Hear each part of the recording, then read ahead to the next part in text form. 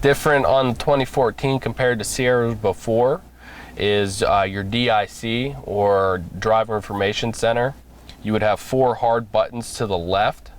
Now that has all been switched to the steering wheel, and you use your 4 directional arrows with the check mark inside, which you'd be familiar with on your buttons over there. Now what you want to do is, all of this is going to come up on the center of your dash here. So right now we're on the information page. Now if you wanted to go back, you would just hit left, which you can see on the side of the screen here. That brings up your tab then. Let's say we simply wanted to go into audio. Go and scroll down, hit your center button or check mark. That'll bring up whatever music we might be listening to. Now something you want to change to that, just go and hit the right, because now we have an arrow on the right side of the screen. Now we can go into our favorites if we had any saved, and to go through those there's actually 2 buttons on the back of the steering wheel on the left hand side. That'll browse your up and down. Then your volume control is actually the same, but just on the right hand side of the steering wheel. Now let's say we just wanted to go and click on radio. We can change our bands this way. And remember, back is always left. Okay, now right now we're back just to our regular audio page. I wanted to go back and possibly check the tire pressures on my truck. I would just go scroll back up to the top in the info, go and hit my center check mark again. Right now it's showing me the speedometer. But you can see on the right side now that it actually gives you a scroll up and down. So I'm just going to go ahead and navigate down. It'll show a trip B, fuel range, oil life, and there's my tire pressures. I can see they're all reasonably about the same.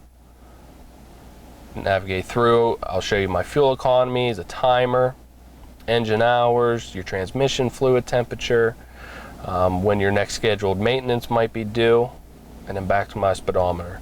Now one thing I wanted to show too is on the bottom right of the screen you can see a V8, the V actually being in red.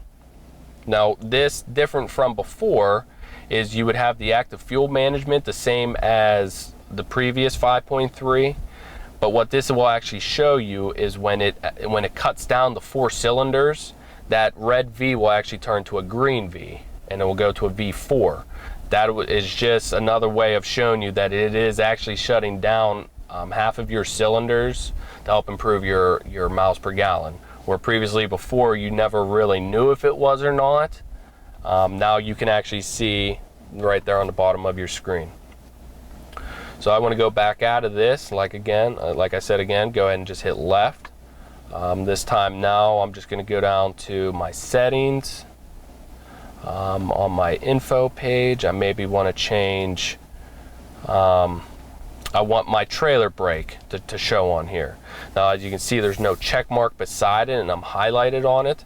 If I wanted to make a check mark, just go and hit my center button or check mark, and that now will show on my active info pages. Now let's go up, and let's say engine hours isn't maybe that important to you. Just go and hit that check mark again. Takes the check mark off of it. Now it won't show that in my info page. Remember, left is back. We'll go back again. Now I'm going to bring a phone up. I have no phone connected, but if I did, I could pull up my recent calls here. I could bring up contacts from here.